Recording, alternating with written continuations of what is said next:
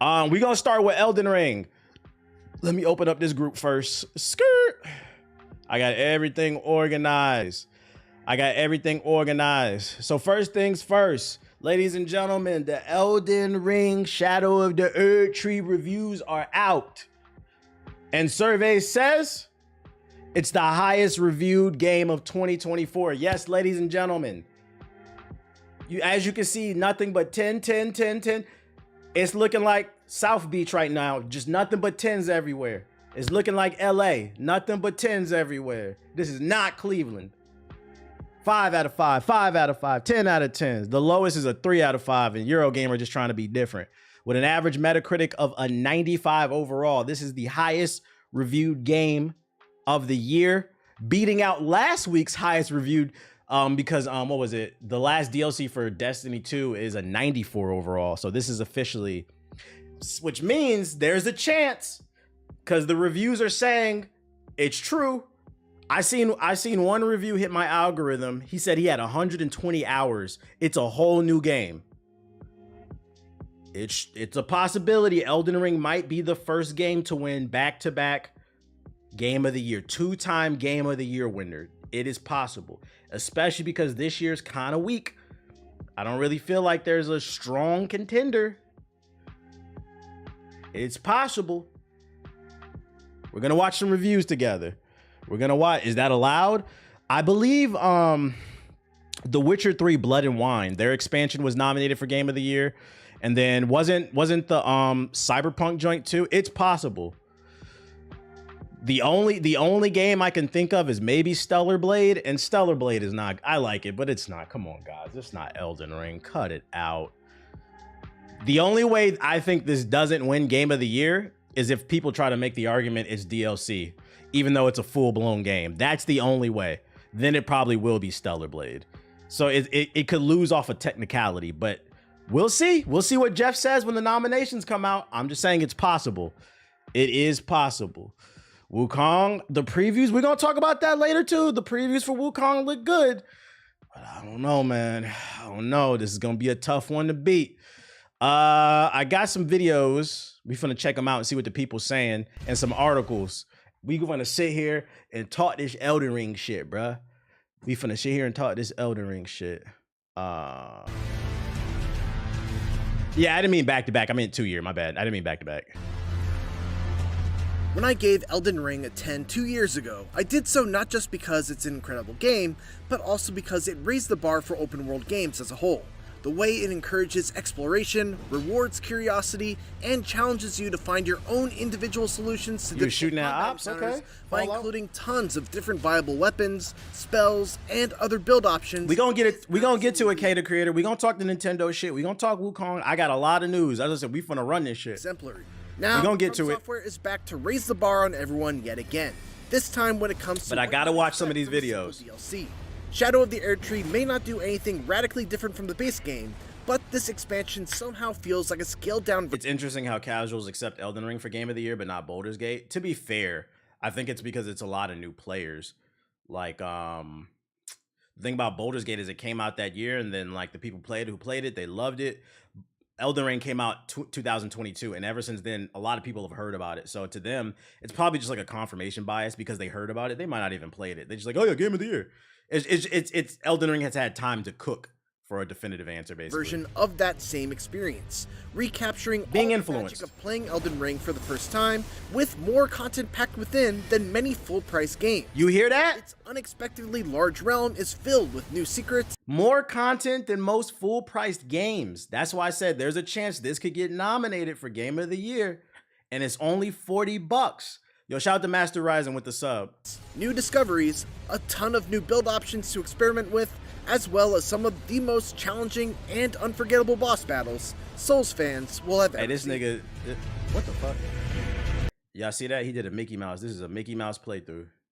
You see he was running co-op right there?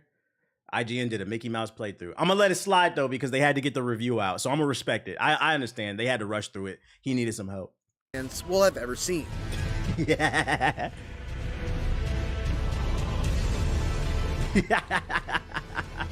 Say co-op and still losing? What a Anon. I strolled into Shadow of the Erdtree thinking that I was some kind of Elden Lord badass, having defeated Melania, Moog, Plasudasax, the Elden Beast, and every other big threat around. All bosses Ace just beat this week. My level 150 character was armed with fully upgraded gear and the maximum number of flasks, but let me tell you, it did not take very long for the Realm of Shadow to humble me. Hey, that's what we calling it. What up, Brick? We calling it a Celtics playthrough. A Celtics playthrough. Hella Mickey. Even though the only requirement to access the new areas is to beat Radon and Moog, which, granted, is no small feat, you're gonna want to over-prepare before stepping foot into this new arena. Because it is brutal. We might have to From use Software that. definitely skirts the line between fair and unfair with some of the later bosses. See, why he doing that, bruh?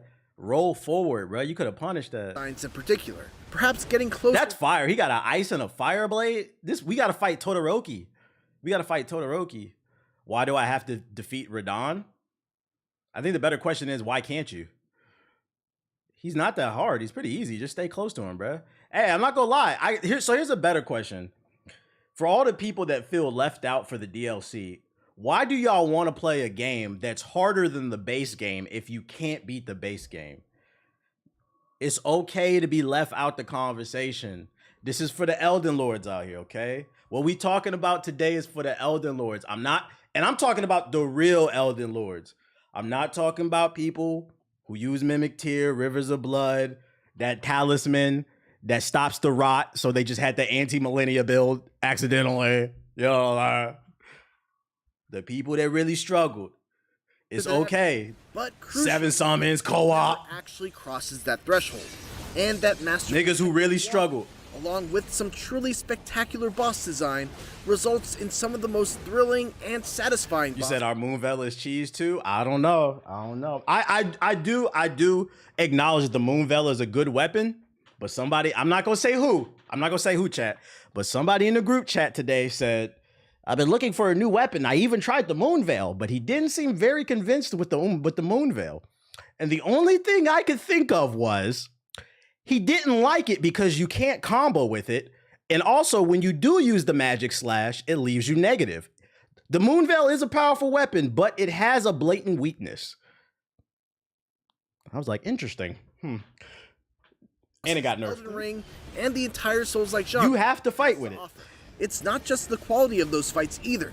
Erdtree has them in quantity too.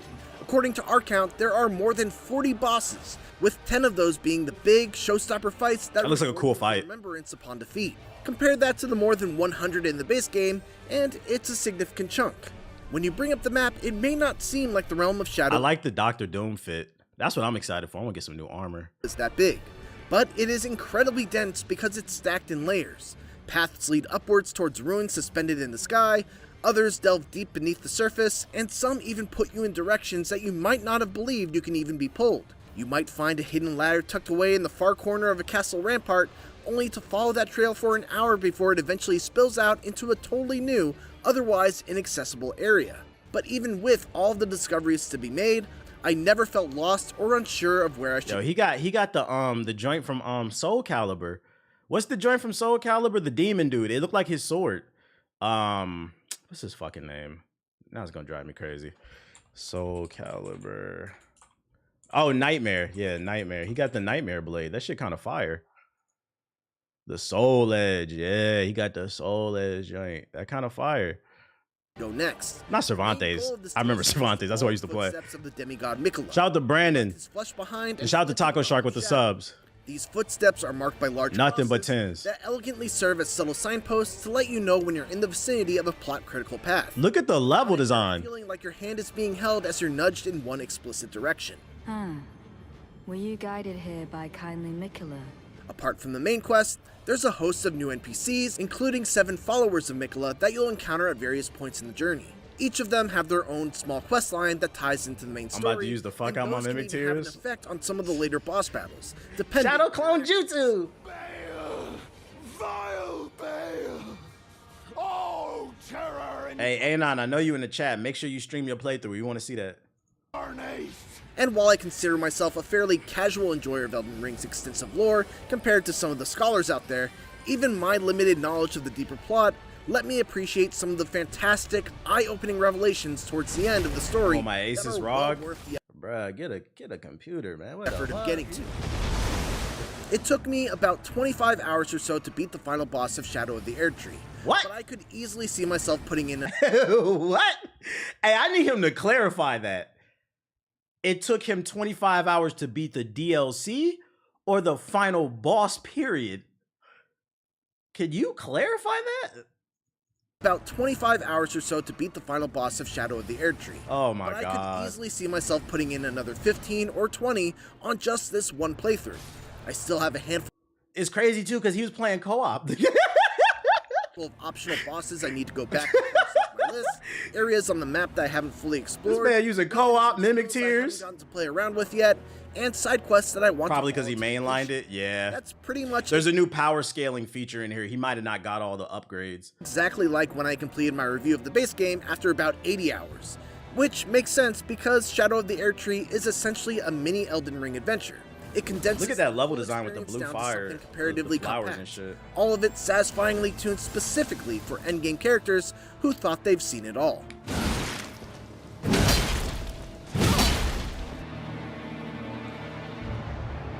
Weapons of choice. While I haven't had any holy shit moments of awe, like the first time I took the elevator down to the Shifra River, exploration and discovery throughout the realm Like, of look at that level design. That shit is so fire. Shadow is still a delight thanks to its stellar art design, a great variety in the areas you get to explore, and the tantalizing rewards pretty much every Not another turn. boat boss fight, man. Get that shit out of here. There are 8 brand new weapon types, ranging from throwing knives to beast claws. That's what I think I'm gonna go looking for. I might run that. We might. I'm thinking I'm gonna respec to because I would imagine you probably need to build dex and strength for that. Yeah, hands playthrough. I'm thinking that's what I'm gonna run. Try it out at least. To giant Odachi samurai swords. My favorite of the new arsenal, though, is the light. The DLC's 40. Specifically, the Milady. True to its name, Milady. it's a very regal-looking moveset with combos that flow nicely into each other and hit hard, but are also relatively fast compared to actual great swords. For me, it's a sweet spot. I actually swapped off of my powerful. Oh, that's actually fire. The Wakanda build. It'd be fire if somebody modded the PC version so you can play as Black Panther and then you put on the Beast Claws. That'd be fucking fire. Dual bandit Or Wolverine. lead build to instead rock Nah, I a didn't strength have. and dexterity focused build using one of these and found great success for the majority of the DLC. I experimented with a couple of other weapons as well, something that is possible thanks to the ample opportunities to collect a bunch more Ancient Dragon smithing stones of both the standard and somber varieties. However, in all my travels, I found that while the new weapon types are fun, I mean, there's certainly an appeal to going hand to hand Bruh, that armor and cloak is so fire. I need that. That Doctor Doom build. against an army of hands, none of them ultimately measured up to the strength of the weapons I carried over from the base game. And the little touchy feely.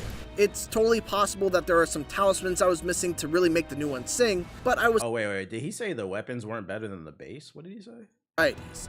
However, in all my travels, I found that while the new weapon types are fun, I mean, there's certainly an appeal to going hand to hand against an army of hands, none of them ultimately measured up to the strength of the weapons I carried over from the base game. Translation, I used the bleed build.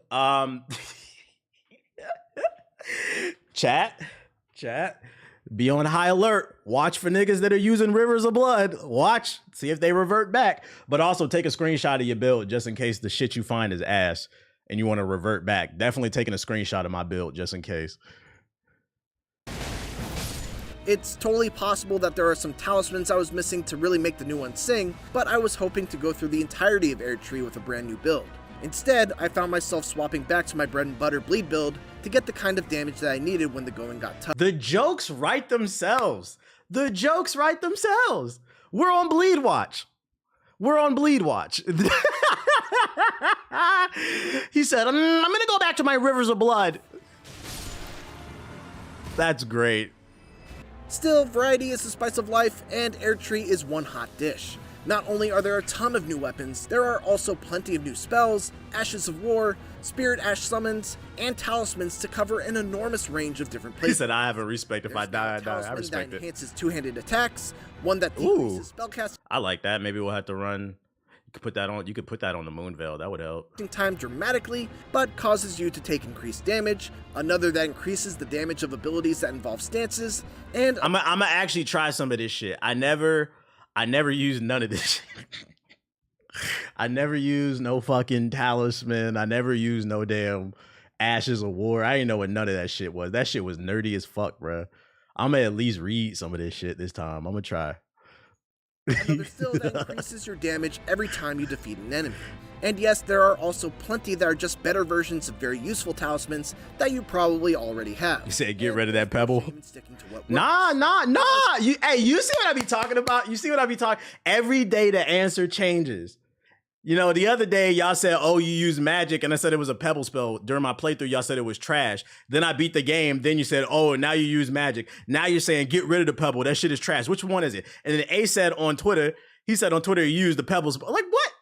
Is the level 1 spell broken or not? Let me know, chat. I just need to know. I need to know. So many fun new builds that I couldn't help but wish that Larval Tears were a little more plentiful so I could respec my character. Thursday. It releases on PC Thursday. It started to run out by the time I finished the campaign, and I still have a ton of different builds that I want to try.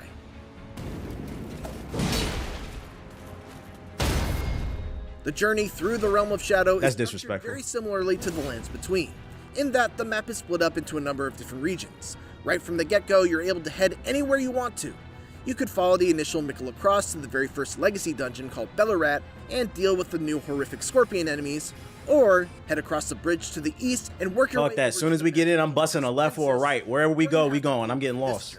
Or you could find a way to bypass the need to go through either of those and get straight to the Skadu Altus, which largely serves as the central hub of the Realm of Shadow. Then you could head directly towards the Shadow Keep, fighting your way to the top of it in order to take on one of the major bosses, or going through one of its other exits to explore otherwise inaccessible parts of the map. It's a liberating sense of freedom and the same masterclass level of open world design as the base game, just on a scale that isn't quite so vast. Of course, whether or not you should make a mad dash towards the Shadow Keep is another question entirely.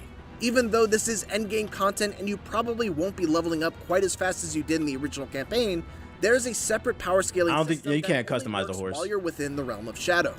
Scattered throughout the lands are Skadu tree fragments that you can collect and turn in at sites of grace. So you better explore. Overall damage and resistance. You better explore. Likewise, get them upgrades. You can also find revered Spirit Ash blessings to increase the damage and survivability of your Spirit Ash summons. These are two very smart inclusions as they add a much needed sense of progression, a valuable reward for— You played on keyboard, Homeless? What the fuck? Exploration, and something else to hunt for if you're getting wrecked by a boss and need to come back when you're stronger, all while cleverly preserving some of the original and game's balance if you're bravely tackling this DLC before circling back to beat the full game. The verdict. From Software says that Shadow of the Erdtree is the only expansion Elden Ring will get. It's the end of an era. We gotta celebrate this, chat. It's the end of an era. So it's fortunate that it's hard to imagine a better DLC than this, as long as you're not hoping for it to do anything radically outside the box.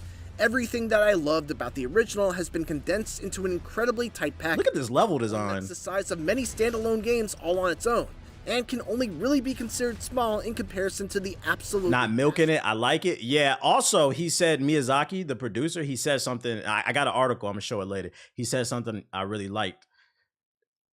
Give you a little hint. He basically said, this is not even my final form, bro. The world of Elden Ring itself.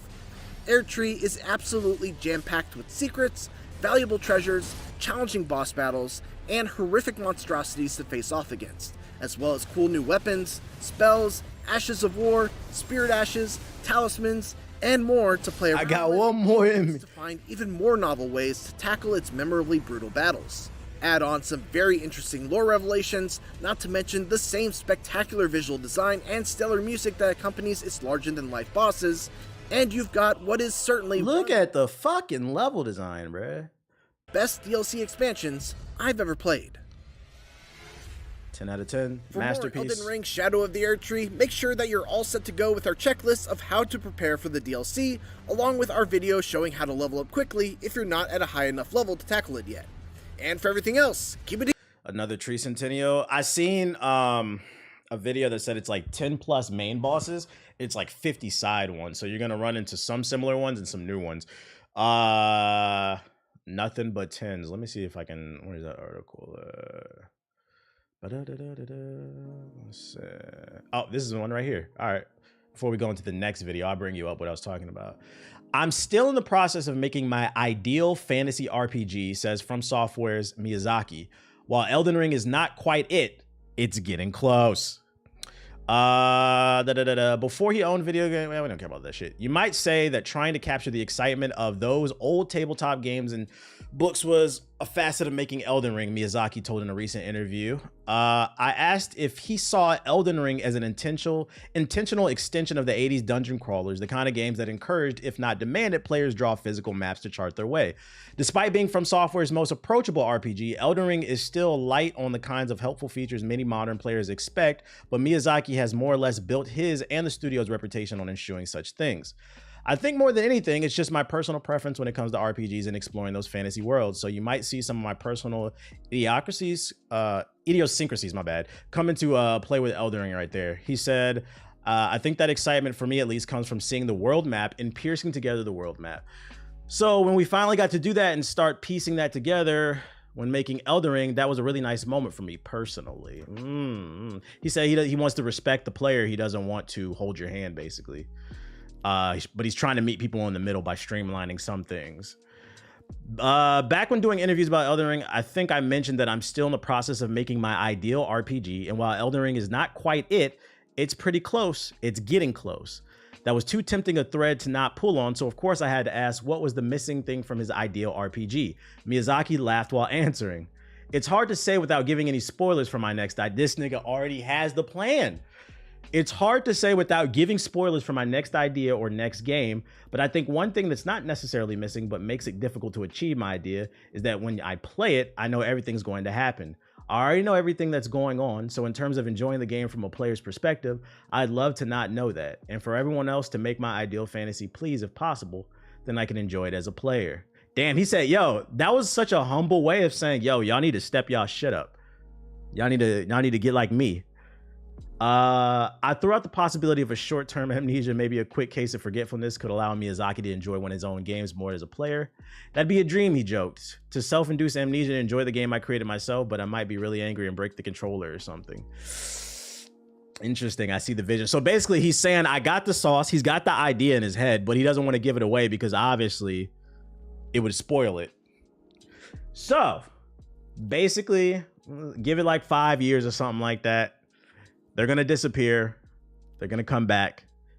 He said, I got one more in me. Is it Elden Ring 2? I don't know. It might be something new. Maybe Sekiro 2. Could be something like a totally new game. The point is, he said that he's got some more original ideas. I feel like he's operating at 85, 90%. He's got a few more ideas to take it to another level, which is crazy to hear. Because he's gotten tens. I'm gonna just throw in a quest log. I'm tired of getting lost. Maybe a mix of the two. Yeah, maybe. That was interesting though. That was interesting. Let's watch this. Hey guys, here's our review for Elden Ring. So we watched the journal. I pulled up a journalist one from IGN. Let's see what a creator says. I found Angry Joe uploaded a video. This one's only 10 minutes. Let's see what Mr. Joe is talking about. Tree DLC expansion. Alex handled this for us. He's been playing it non-stop at his house for the past week. We get in two different perspectives. He's a resident expert in these kinds of games. Me and Joe are not very good at it, but that doesn't mean that we are not also going to give you our opinion. So it must be good. This nigga blushing like an anime girl. Look at his cheeks. He having a good time, bruh. This is not Angry Joe. This is Happy Joe. With everybody else, so stay tuned for our opinions.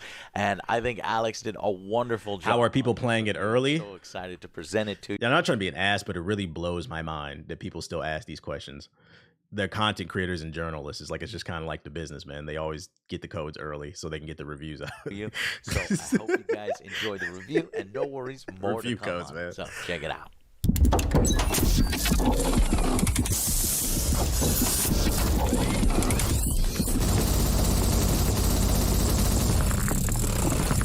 You gotta shoot down Mesmer.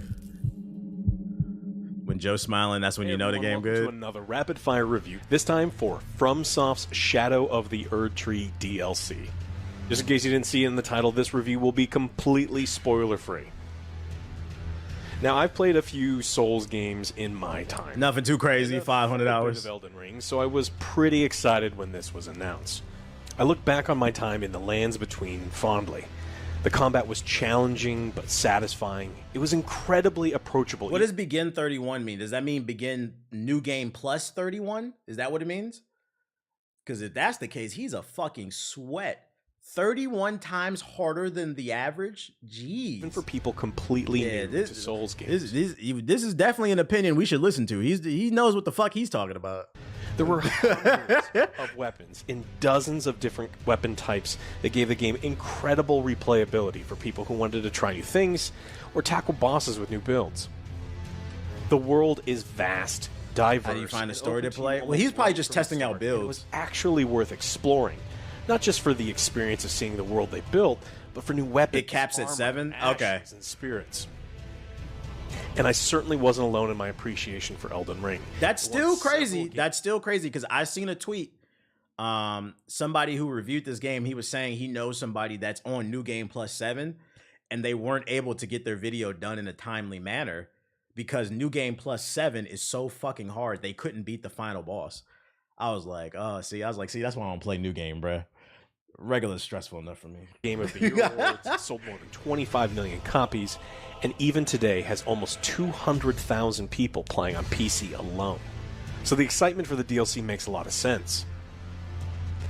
Now, people often talk about wanting to re-experience a piece of media for the first time. The opportunity to relive those warm and fuzzy feelings they got maybe when they saw their favorite movie, played their favorite game, or read their favorite book.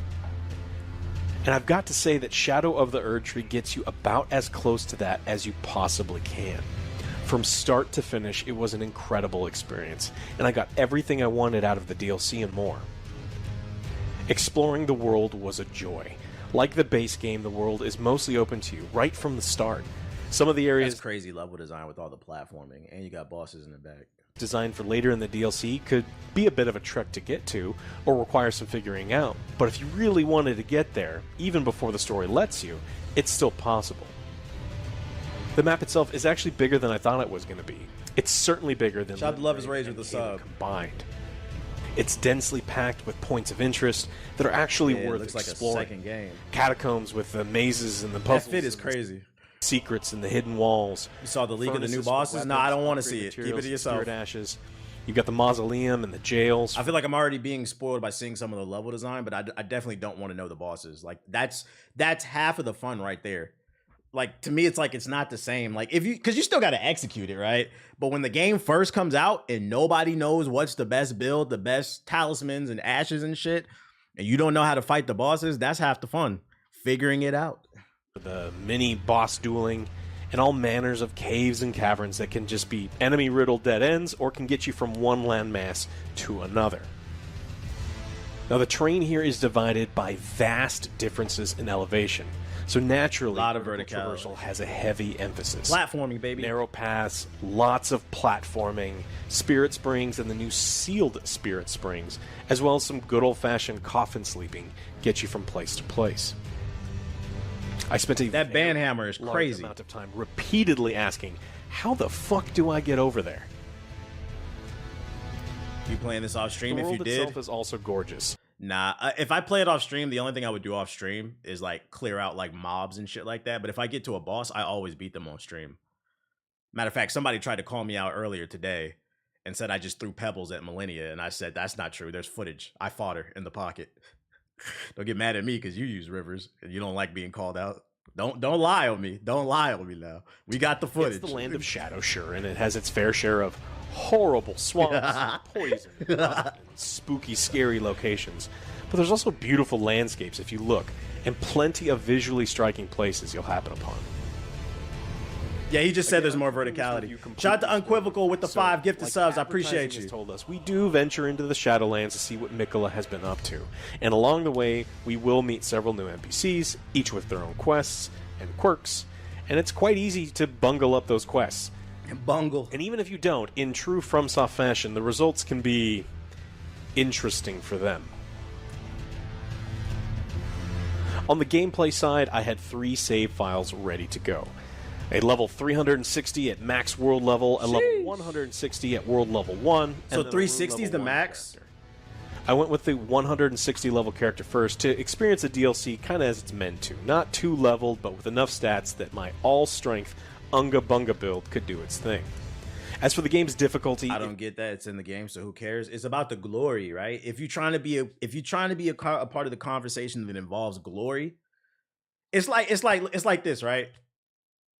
Who are you more inclined to listen to about business? Somebody who got it out the mud and became a millionaire, or a trust fund baby? You're more likely going to listen to the person who got it out of the mud. You see what I'm saying? We don't really want to hear about your mimic tier. We don't really want to hear about that. Like, we still going to respect you, beat it, but, respectfully stay out the conversation when we talk about the greatest. You see what I'm saying? So, yeah, if it's in the game, use it. Just understand you can't be part of this conversation. There's nothing wrong with that. There's nothing wrong with that. I'm not mad at it. If you've made it past the 2 required bosses from Elden Ring to even access the DLC area, I think you'll be just fine. This man made a naked Kung Fu nigga. As hard as you want it to be. With the new character and Spirit Ash upgrade mechanics, this man made Chuck Liddell in a thong. Get to decide how hardcore of an experience you want. And the DLC land can be pretty tough, and some of the bosses will pretty much laugh at your paltry damage values when you first find them. And I mean it. I was riding high and feeling good after beating some early stuff with no trouble, with no upgrades. And then I found a big, nasty optional boss. Dodged some crazy cinematic attack animations, I charged up a big, heavy attack, and I did so little damage that I actually said, uh-oh, out loud. And then I died. That says to me that exploration is going to be really important because there's a new power scaling. There's I guess they're like golden seeds or whatever that you find them all throughout the map. You got to go find those to upgrade your damage because the scaling is different in this. Because remember, he said he was level 360. He was max level. And he said he was tickling bosses. So that says to me he didn't probably explore it first. And then he was like, well, let me go explore. So, I mean, you can run to them bosses right away if you want to, but it sounds like it's better to just play the damn game. While you're exploring the Shadowlands, you can collect 360 isn't max. That's still a high-ass level, bruh. And revered Spirit Ashes. You spend these items at Size of Grace, and you can slightly increase your attack power and your damage negation, or do the same thing for your Spirit Summons. These upgrades eventually cost more fragments each time, so you'll need to explore. You level 660? God damn. Honestly, if you just want to power. Why you ain't get to 669? Through, you have that option too. I've been a nasty girl, a nasty. Completely naked level 1 with a club and no buff run will be on YouTube. And another way. So you can smell his room? Yeah, I know his chair stink. Quite a few new weapons to play with, plus 8 completely new weapon categories. In my playthrough, there was no shortage of big, heavy things to smash bosses with, even right from the start. And there is no shortage of other weapon types either. One major benefit of this being a DLC versus a fresh new game is each time I picked up a weapon I thought was interesting. Eurogamer gave it a 3 out of 5 because it was too hard. Are you being serious or are you joking? Because I'm about to Google that. Are you being serious? Or found a Spirit Ash. Yeah, this is Angry Joe's homeboy. Just go back to the round table. He started he hired them to do some and just reviews. Upgrade them to the penultimate level just to see if I liked. I know they gave it a 3 out of 5, but what was the reason? I could fully upgrade as Shadows of the Erdtree was pretty generous. I'm so serious. I'm gonna pull it up after this. Drops. I'm gonna pull it up after this. The build variety here is immense, not just in brand new builds from new weapon types, or crazy new Ashes of War, which are going to make a lot of people very happy, but also due to some new talismans. They're going to give some much needed love to fringe build types. You're going to find several options for new weapons with at least 3 or more scaling stats, so people with really high level characters will have more options to choose from when pushing for really high attack ratings. There are also some incredible new armor sets. Sure, the stats are pretty good, but we all know that fashion is the most important thing. Absolutely. Also, be sure to get check the out drip. The item description on all. I'm getting my ass beat. I want to get my ass beat in style. There's a surprising amount of passive buffs on these. The Magic users here are also going to get some new toys to play with. Oh my god, new scrub toys, new scrub abilities. Nasty fireballs, pretty butterflies, bear stuff, of course, and then Dark Side Omega Beam style sorceries. And then lots more other stuff, too. Every day I regret getting on the internet. Drake fans get weirder by the day. Hey, tomorrow, what time does that Kendrick concert start tomorrow? Ain't it going to be on Twitch? We might have to stream that.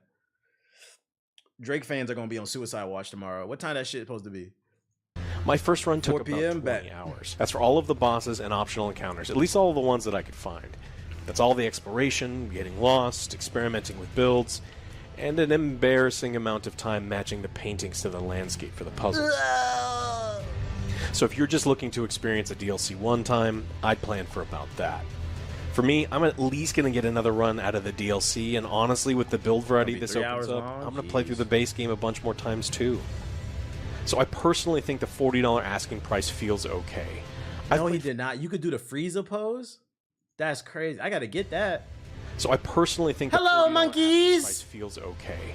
I've played far shorter and far worse Souls games for $60. Shadow of the Erdtree had me excited to play it every time I had the chance.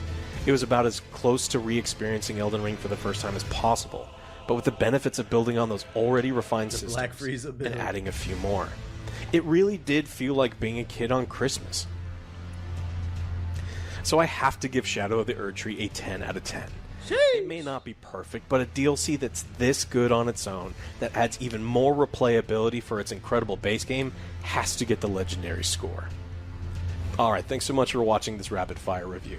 Miyazaki, if you happen to be watching, please, please, please give me Bloodborne on PC already, and add a boss refighting tool in all your games. Thanks again, and I shall see you next time on The Angry Joe Show. Sheesh, another 10. They should add a boss rush mode. Let me pull up that Eurogamer joint. Eurogamer Elden Ring review. Let's turn that shit back on. Let's see. Is there a specific moment where they say it's too hard? Do they give like a... Bruh, I'm not trying to read all this. Wait, where they say it as? In the middle? I need to see the quote. I guess we're starting from the top. Control F. Yeah, I can search the word hard. But so why the Dominican tag? Because the internet says I'm Dominican. I don't know. The search on this would be really difficult. It's really hard to maintain that sense of growth. It's not hard to understand. Bruh. You gotta pinpoint for me. Search difficult, but difficult. This, however, feels like difficulty. Oh, I think we found it.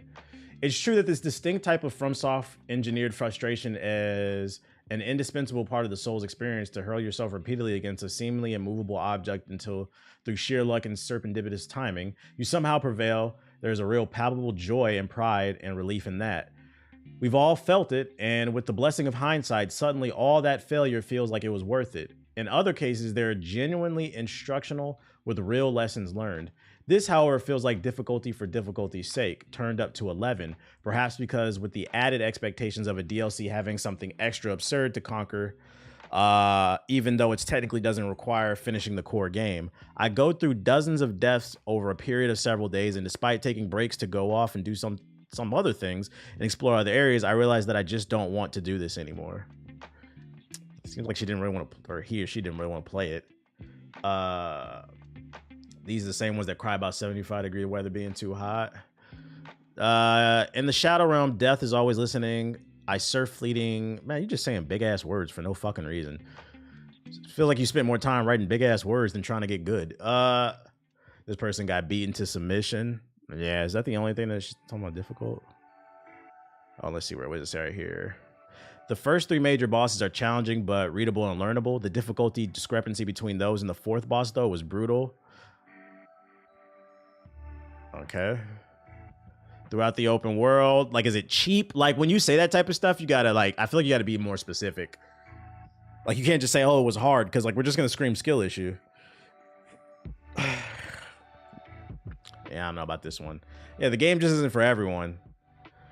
Like, that's why I wouldn't want to review one of these games. You had to be in order to review one of these type of games where you get it early and get the review out in a timely manner. I feel like you had to be really good at these games. I wouldn't want to review one of these. You can get a first impressions from me. That's it. Now I feel that you rusty as fuck and you don't have the determination to get good again. That shouldn't affect the score. Yeah, it really shouldn't. That's crazy. What else I got from you? From Software says Elden Ring's popular seamless co-op mod is definitely not something we should actively oppose and may even consider ideas like that with our future games. Here it is right here. It's definitely not something we actively oppose or want to downplay, wanting to go through the whole game together, Miyazaki said. In terms of where we were with Elden Ring, it was simply a case of wanting that more loose casual style drop in, defeat a boss, drop out. It doesn't put any technical restrictions on the player. It just sort of lets them complete this focus, then move on to speak. Although it does put a technical limitation on it, because one of the limitations is you need one of those furl fingers or whatever, which you have to buy off of the vendors, and they run out. And then if you can't buy anymore, you have to craft them. So there is technical limitations. I think that should just allow for seamless. Like it's already halfway in the game. Just make it seamless co-op. My suggestion is just make the game harder. If they're playing co-op, put it on New Game Plus difficulty, since then nobody can call your shit Mickey. You know what I'm saying? Maybe make it so they can't use summons or something like that. There's ways to go about it where you can balance it where we keep the difficulty, but also allow people to play together. Full co-op would have been fun. I think personally, I still would want to fade the main bosses by myself. But if I want to run around like the open areas with my friends and maybe beat side bosses and just farm and shit like that, we should be able to do that. Split aggro is a pretty big buff. Didn't the creator say he wants to make a full co-op game? That's basically what, well, he's hinting at. He's not ruling it out, right? No Celtics playthroughs. This is not to say we won't consider other ways like you and your friend played from beginning to end total co-op. That's not to say we won't consider ideas like that with our future games. So, I mean, it's a possibility. It's a possibility. I hope it does happen. I hope it does happen. Take the limitations off that shit. They should do it like Remnant. Yeah, in Remnant 2, it was completely co-op. And for every person that was in the party, it scaled the difficulty. And like you could feel it. Just make the game harder. What else we got? Could an Elden Ring or a Dark Souls movie be in the future? Miyazaki isn't opposed to it. He just rather someone else handle it. What they say. But I'll be trying to get right to the meat and potatoes. In a recent interview with GameSpot, Elden Ring's director Miyazaki was asked his thoughts on a potential Elden Ring or Dark Souls movie or TV show, and if he sees a future where he wants to adapt things or try new mediums. I don't know if I should say we or perhaps me in this instance, but I have no intention of saying, oh, there's never going to be a movie, or denying all possibilities of other adaptations. It's just how I think and how I best communicate with audiences through the interactive medium. So that's where my focus has gone. And when I think about how I can best communicate it, it is through interactivity. There are many others who can make a much better linear format content than we can. For myself and from software, I think the biggest value add that we can provide is by making games. So again, not saying no to any possibilities, but perhaps there are others who are better suited to adapting Elden Ring into other mediums. I agree with this statement. As much as I love the game, I just don't see it as a TV show or a movie. Because I feel like half of what makes it so great is overcoming the obstacle, kind of like what he said with the interactivity. It's the player. And also kind of like, exploring the world and creating the stories, like the mystery of it all. I don't know if that translates well to like a movie. Like, how do you explain, like, there's someone in the chat that just fought Millennia and it took her 17 hours because she didn't listen. How do you convey that into a movie without losing the viewer, I'm not going to sit in the movie theater for 17 hours. I ain't that invested, pretty much. Somebody beat my record in the chat. Somebody in the chat beat my record, but nothing too crazy. Elden Ring anime would be nice. That's the part that I feel like it would be hard to convey. I think they should probably just leave it as a game. The lore of the Souls games does not translate well into a movie. I think the lore is good enough. It's just like the action part conveying that I think would be an issue. So I think they should just let it be games. That's fine. Not everything needs to be everything. Everything doesn't need to be a TV show and a movie. I feel like Fallout works well as a TV show is because it's just as strong narratively. It's not as much about the gameplay.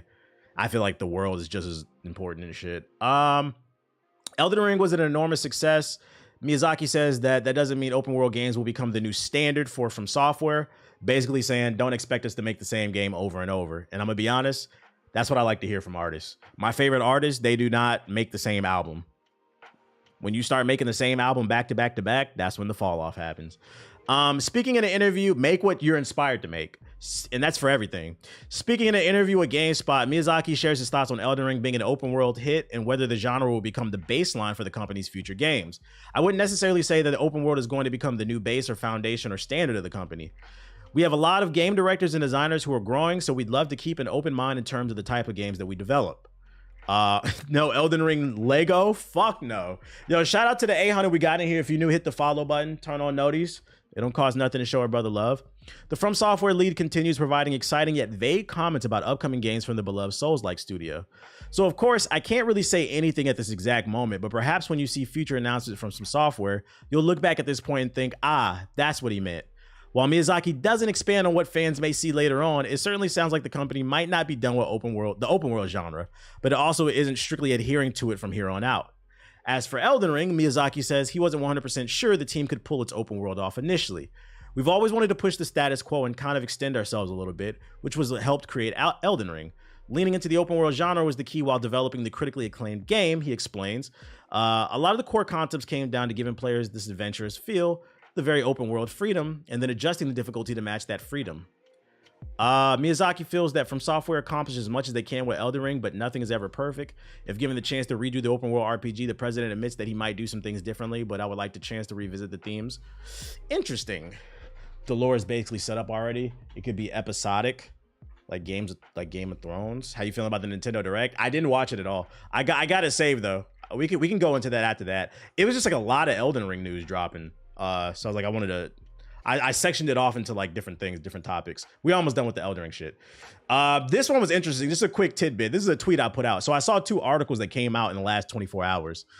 And I just thought it was really interesting. So the EA executive, what is his name? Andrew Wilson. He made $60 million in 2024. And they laid off like 3,000 people, I think, already. Not 60 million, my bad, 25 million. But then you look over here at Miyazaki talking about From Software, and he said, as long as this company is my responsibility, I would not let that happen. In terms of, he's talking about layoffs. He wants to keep the team together by any means necessary. I just find it very interesting. And I was tweeting about how there's a contrast in like the different companies, and like you should just focus on, you know, making a quality product, supporting your employees, and let the game, let it speak for itself. But then somebody said in the comments it's more of a cultural thing, and I was like, you know what? Yeah, you might be right. Like, I don't think this motherfucker plays games. Is Miyazaki the Kendrick of RPGs? He might be. It might just be like a cultural thing, because in Japan, I know Nintendo, their CEO, I think he makes $2 million a year, and it's one of the biggest companies in the world. And you would think that they would be making more money versus EA. They make a lot of shit games, and he's making all this fucking money. Like, why? Like, you're not good with 5? Yeah, because isn't From actually a pretty small company? Yeah, I think that is one fair, because we are comparing apples to oranges. Like, From Software is just one studio versus EA has a whole umbrella of studios. But I'd still argue he doesn't need to make that much money, because, I mean, let's look at what EA has put out over the years. What warrants you making $25 million? Madden sucks. Last time I checked, people didn't really like the new FIFA. We don't know what college football is going to do. Jedi Survivor, as much as I love Jedi Survivor, anybody that wants to critique it because it had poor performance, they launched it in a terrible state. This guy doesn't give a fuck about the quality of his games. Microtransactions everywhere. Versus like this company, they're just putting out quality games and letting it speak for itself. And then they're also smart because they're capitalizing on moments like when Kai streamed the game. I don't know if y'all saw, but they sent Kai Cenat a life-size statue of Millennia. So they're taking that free promotion and then they're taking it to the next level. I was like, oh, this probably costs like $1,000 or $2. Let's spend this and send it to them. We're gonna sell even more games. Word of mouth. When you treat people right. Apex, fuck Apex, bro. That shit ain't been good since like season 6 or 7. That shit is dead as fuck. You said that statue taller than him. To be fair, everybody's taller than him, including me. Y'all gotta cut that out. Yeah, it's capitalism over passion. I don't know what the solution is, but it's unfortunate, man. It's unfortunate. It just goes to show you when you're actually passionate about what you're creating, you can still achieve greatness while treating people with decency. I think in Japan, the cultural difference is like they only focus on laying off people if the company is about to collapse, versus in America they'll just lay you off to restructure because these motherfuckers is making money hand over fist. And like I said, why do you need another boat, dude? Why do you need another boat? It's been 2 years since Jedi Survivor released and the game still runs like ass on PC. Priorities all fucked up. And then last but not least, in terms of Elden Ring news, not Elden Ring, but Elden Ring adjacent, it's been confirmed that a Lords of the Fallen sequel is coming. I'm not gonna lie, I didn't like Lords of the Fallen. It wasn't bad, but like after playing Elden Ring, it felt kind of janky. And then I didn't like the 2-world mechanic, but Siggy loved this game. He swore it was fire. Hopefully this one's better. Definitely gonna keep our eye on it. There's no gameplay, it's just an announcement. 2026 PS5, Xbox, PC. Keep your eye on it. Hopefully this one is better. Hopefully this one is better. I just beat Jedi Survivor, so many crashes on PC. I had a few crashes on Xbox.